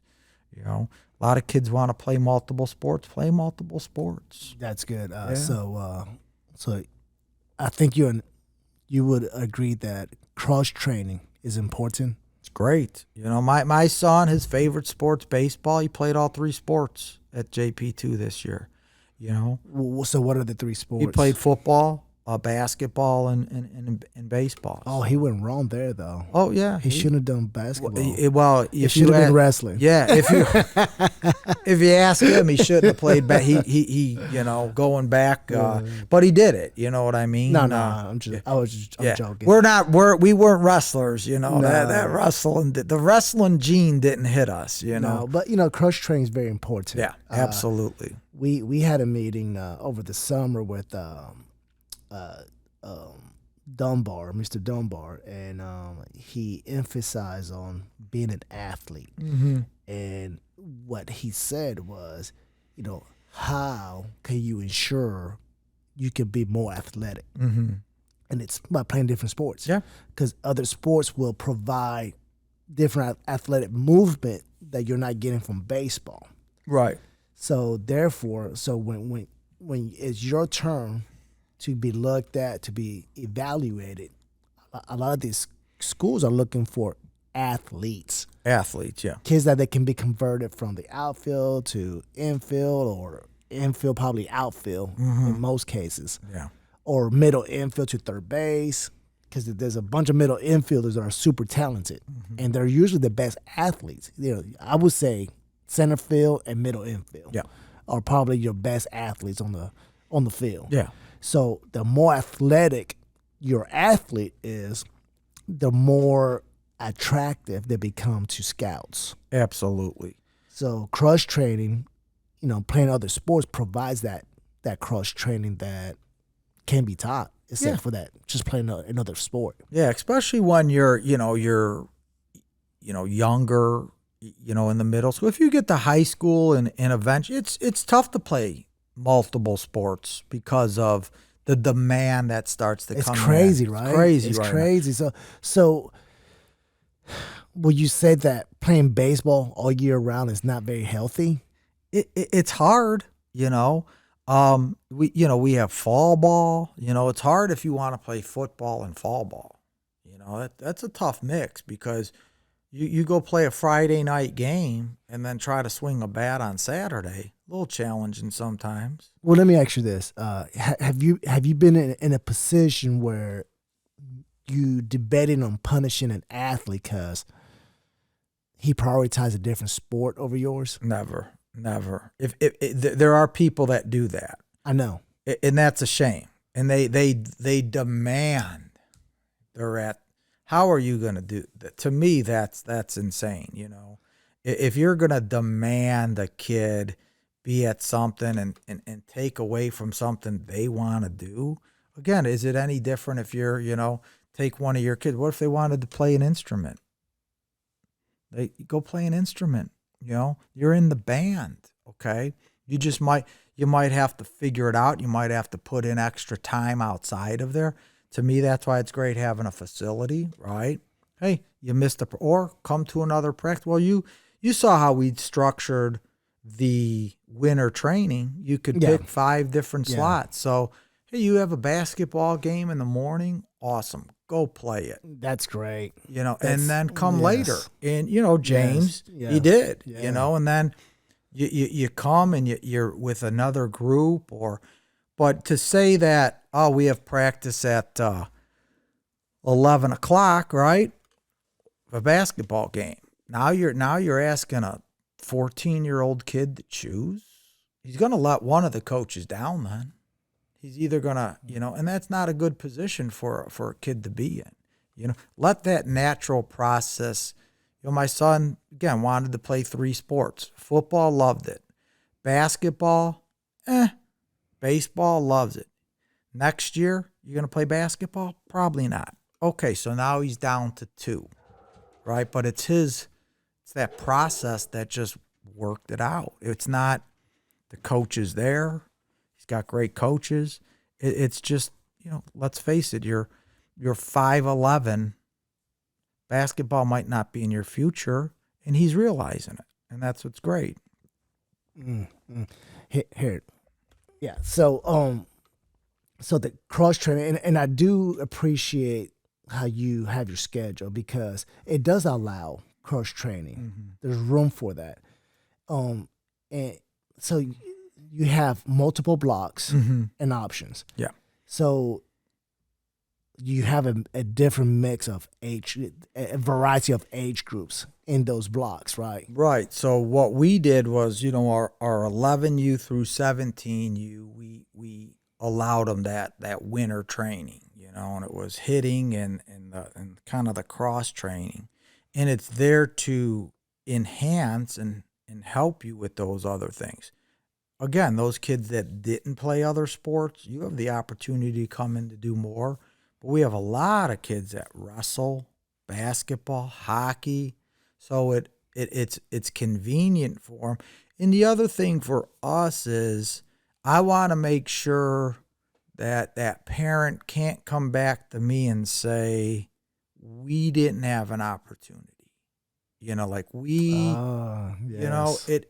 we, again, kind of the school mentality. We're going to provide you with, right, the opportunity to train. You can use the facility. We're going to have multiple coaches. We're going to give you a paid coach. All great tournaments. So it's there.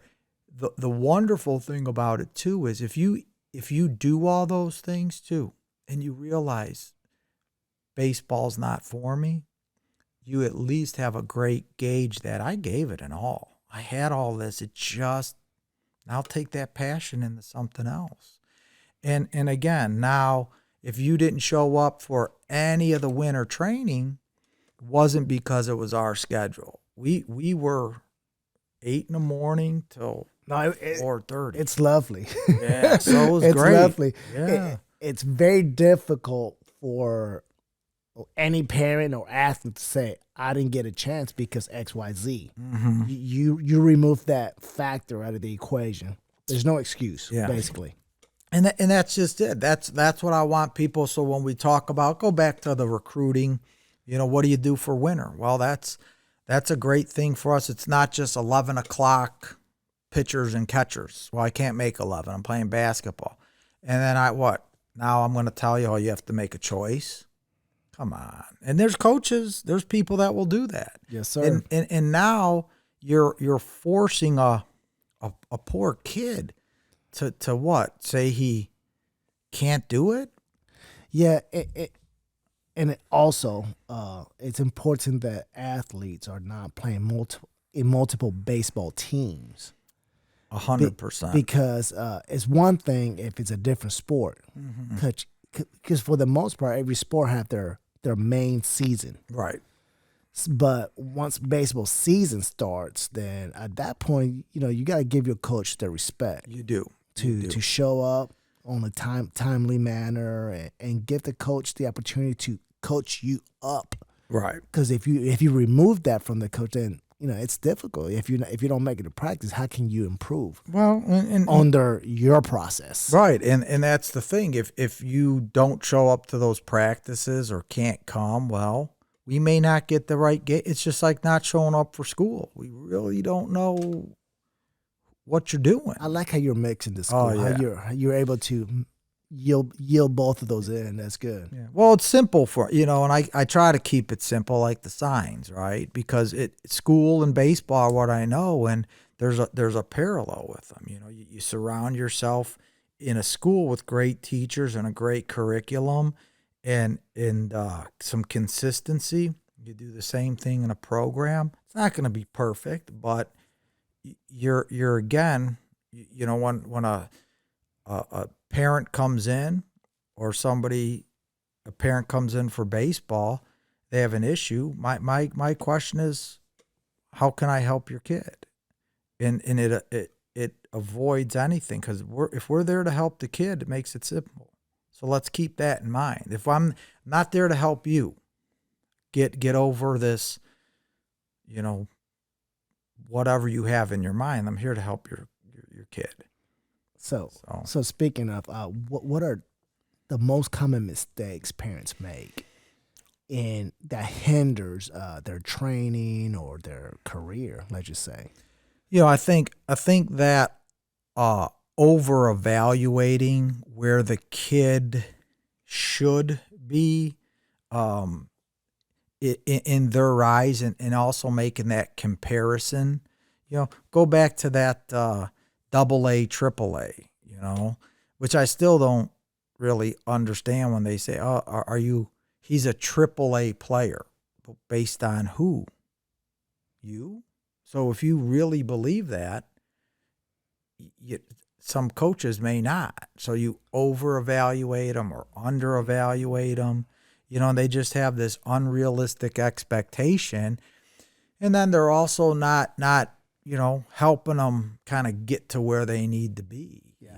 I use the term, and you heard it from me. Mm-hmm. You heard quite a bit from me. I use that term to sell my athlete. That's how I use it. Uh-huh. In my middle school program, I want all the little league players to move to at least a AA team. Right. Because and all my AA players to move up to a AAA team. Right. Because I want to make sure that there's progression in their play. There's progression in their exposure. Right. So for lack of terms, I use the AAA and the AA, and it provides me a measuring stick on their progressive growth in baseball. Yeah, and not just that, but if the more I get my middle schoolers into a solid summer program, I can walk away. I can go back and do my thing and know that they're getting growth from somebody else. So that's why this connection here, Teno, absolutely, is very important to me. It is because as we connect, I will trust you. Yeah, and I will push athletes your way. No, and know that I don't have to micromanage because they're in good hands with Teno. Right, and you hit it on the head. Work together. We as coaches have to work together more, and kind of go back to, the difference Chicago to here. We worked together. We had that it was a WSBL, West Suburban Baseball League. So it was all the travel teams, and we played in a league. Well, I was part of the board, and what was great is, there were about 8 of us, and everybody was part of a different organization. So you had Oak Brook Outlaws, you had the Elmhurst teams, and we worked together. Here, there's a lot of don't turn your back on some people because they'll be the first ones, and that's bad because then it's about us, not the kids. Yeah, and that's where we have to get. Up north it was great where you'd somebody, hey, I think so and so's coming to your tryout. Oh, they are. Yeah, they're crazy parent, just to let you know. Hey, thanks. Here you've got a lot of like let's try and steal and badmouth, and instead of just support, like, hey, maybe there's something, maybe you don't want to be as intensive Pirates and you just want something different. Recommend, hey, I got a guy that's a great guy.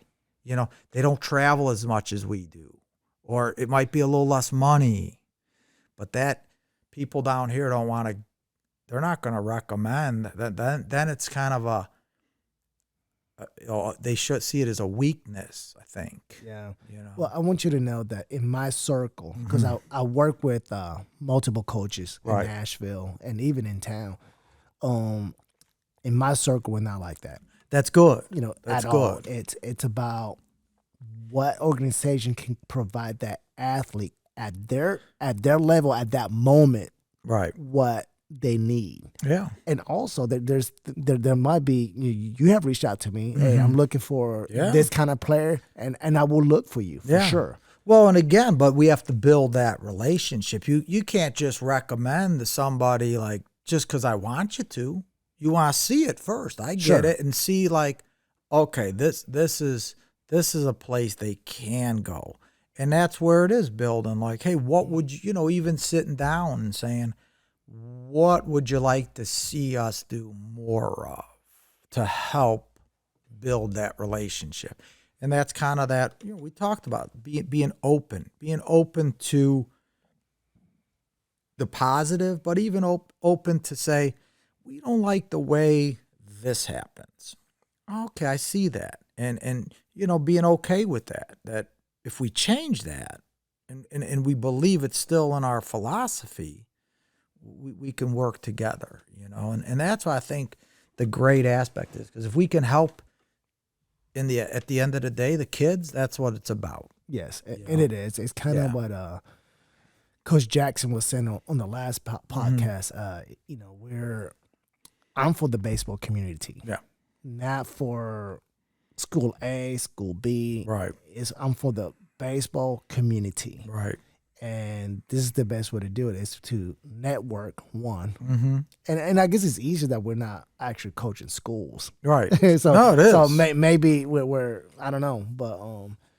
But back to the AA and AAA tag, right? It's worked well for West Creek. I haven't been giving West Creek high marks in my other podcasts, but this is the time for me to give them high marks. Like right now, they're high school team. I started the process of constantly promoting travel ball. Let's graduate from Little League to AA, from AA to AAA. Right. And right now, because of that concept, West Creek High School baseball right now is being dominated. Their playing time, their varsity playing time is being dominated by underclassmen. Yeah. And the coach is seeing it. He's like, wow. Yeah. And for those Clarksville teams out there, I mean, I think at some point, West Creek's going to put it in gear and give these schools, these Southside schools, a run for their money. See, that's good, though, but just the fact that you're doing that is it seems out of the ordinary. There's not a lot of people who are helping build that. Like some of the middle school programs, there's no connection. They're just coaching the coach. So it's, for me to hear you say that and have, that's a logical process. Like we're going to take these kids and we're going to go AA. When they get to that next point, it's AAA. And it's for what? What'd you say? The high school. We're going to develop and help them. The high school. Well, not only that, I'm providing these kids a ladder to climb, right? Yeah. For themselves as personal growth. They're having personal growth, so that's one win, right? In return, collectively, right, the high school team is winning. Yeah. Because of those personal growth together, collectively. Right. But but I do have a good relationship with a lot of the high school coaches, and that's the beauty. It's networking, and when the summer comes around, that's where the network comes in play. Right, and that's good. And they should, it should be something where it is positive, and it, like you said, network and relationships. Those are great words. Those are all great words to be in a sentence when you're talking about anything to do, with kids. So so kind of to revisit, what are the biggest mistake that parents make? And you were talking about trying to categorize their athlete. Is that what you were saying? Yeah. And I think sometimes, again, maybe listening to those people who sound like car salesmen, like, oh, we're come play with us. We're gonna give him X, Y, and Z, or he's gonna get. And they overvalue the baseball part of it. And when that fades or when that doesn't come true, they're disappointed in it, where if you just understand the process of that development and your son's going to fall, we're going to do what's best for him. Again, we don't have the dad coaches. I think the parents, there's some people that are really good at selling you, maybe, or not looking into, like the one thing I'll tell people is, hey, Google me, Google Pirates Nashville, Google Pirates Chicago, know who you're getting into bed with, and what I mean? Some of the kids are like, I don't know what that means, but, but that's important because don't just, go for, and there's I think if there's an organization out there and they're using a name, right? What are you getting? What are you getting with that name? Don't just assume you're going to get something special with it just because they used it. I mean, that's why I did Pirates Baseball Nation. I had some teams, some groups out there. Can we use the Pirates name? Well, why? Now, if I could come down there and, which I can't, train you or bring the coaches, but we can't. So what are you going to do? Use a Pirates name to have a dad team? Yeah. That doesn't, to me, I don't want it. Not for, what's it, a couple $1,000? Yeah. It ain't worth it. So I know that some of your players will be watching this, right?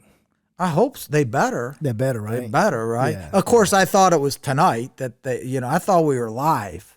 That's how I thought podcast works. And It it's shows not. my age. It's not. But you Yeah. know, maybe I can figure it out one day. You know, I know there's like Facebook Live and things like that, but Right. But that there's a magic behind the scenes that has to happen. So Hopefully it'll make me look, maybe even look a little better, like younger. I think you're good. I think you're good. I think you're good. So because they are going to be watching this, right?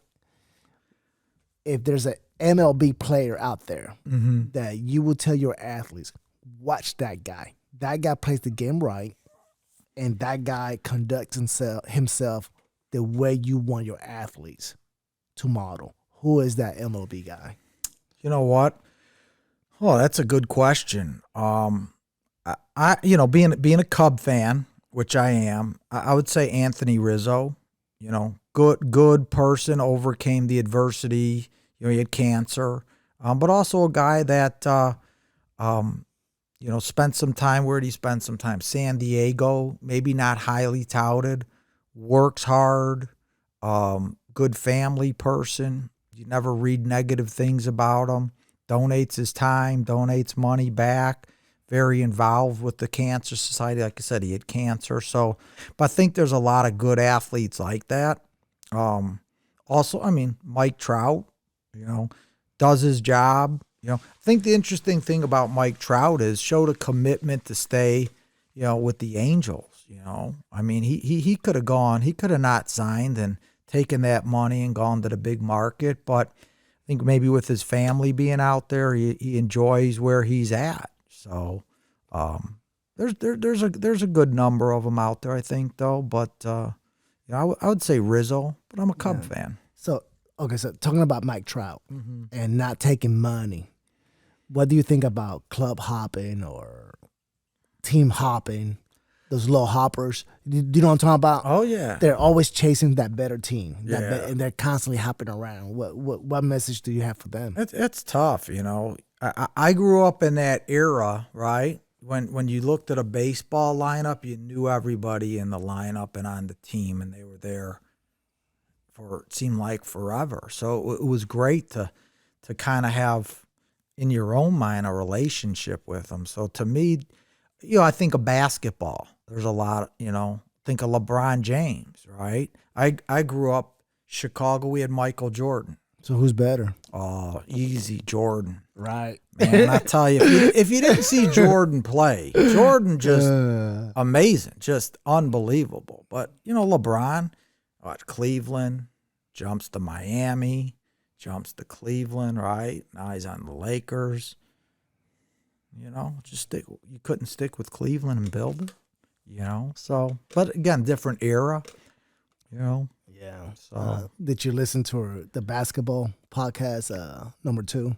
We talked about who's the GOAT, Jordan or LeBron. Well, that's easy. That's like, and I've seen them both play. And Jordan just the unbelievable, just an unbelievable competitor. He just had a will to, compete and demand. I think what made Michael Jordan unbelievable is his demand that his teammates stepped up. The demand that, that's what they were trying to aspire to, and he made his teammates better. So I love Jordan. Yeah. So that's good.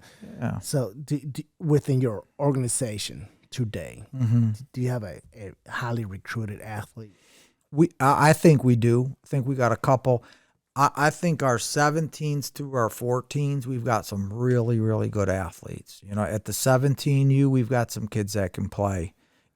Part of it is getting them to realize they've got to help get themselves out there and try and start to make a decision where you want to go. But any of them been highly recruited at this moment? There's 2 that I think are at the 17U. And again, they're, if they go out and have a good junior year, I'm hoping that by the end of summer, we'll have some of our 17Us signed, or the end of, start of fall. What schools do they play for? I'd say probably as high as D2. I don't think we have that D1 athlete right now, just in terms of speed or velocity. size. But So what high school do they go to right now? one's at White House Heritage, and one's at White House, the other White House. Probably is it the regular White House? Yeah, the regular White House. There's Heritage, and then there's White House. There's White House High School. Yeah. Good so, deal. But yeah. Yeah. So I'm excited. So speaking of athletes, James wants to come down and say hello. Yeah. Oh yeah. Yeah, Absolutely. I love James. Yeah. We'll bring him down here. All right. So before he gets here, what do you have any closing thoughts for the parents and athletes? You know, the one thing I would say for just parents and athletes is enjoy the ride. Enjoy parents. It goes so fast. Man. Man. You'll wake up and it'll be gone. And you know what? You won't remember if he was 3 for 4 when he was 12 or 4 for 4 or 0 for 4. Enjoy the process and really, go to those games and suck it all up. Be their fans. And for kids, go out there like every game's your last game, because it's tough. It might be. Play it. Take some time to just look around the environment and realize, when you're 52, you realize that other end's a lot shorter. So Yeah. Well, there's James. There he is. Yes. What's up, buddy? How you doing? Good. Who's this guy? This is Devin. Oh, This Devin. is my youngest. Oh, okay. Look at Yeah. him. He looks like a wrestler. Yeah, very good. Yeah. So guys. So we're here with Coach Teno. He's got a lot of good insights for you young athletes. So be sure you watch this podcast or listen to it. So Yeah. I think you guys will enjoy. Yeah, it was good. And the thing about good coaches having you on, it you know why it helps me a whole lot? Because sometimes you will echo some of the things that I trying to pound in their heads, but when they hear from somebody else, it's magic. It magically just goes into their brain and boom. Yeah. No, that is great. And again, that's why, sitting here with you, you could just hear like some of the things. You're passionate. Like you could see the passion and doing this, the passion that you have for, I don't even want to say the sports, for kids, and that's the big thing, that it's take again, that education aspect. Take the math teacher. They're not math teachers. They're teachers of kids. They just teach math. And that's the thing to keep in perspective. You coach wrestling and baseball, but you coach kids.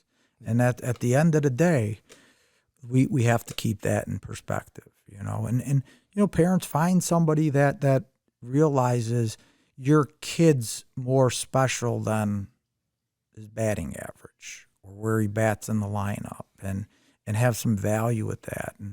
And I think I hope it starts when people see me and then they see our coaches. They get a good feel, like I'm happy my kid's here. When that happens, it's a great thing, So That's beautiful. yeah, so That's beautiful, and I appreciate you coming. yeah, man, on. I love it. I appreciate it, and this was great.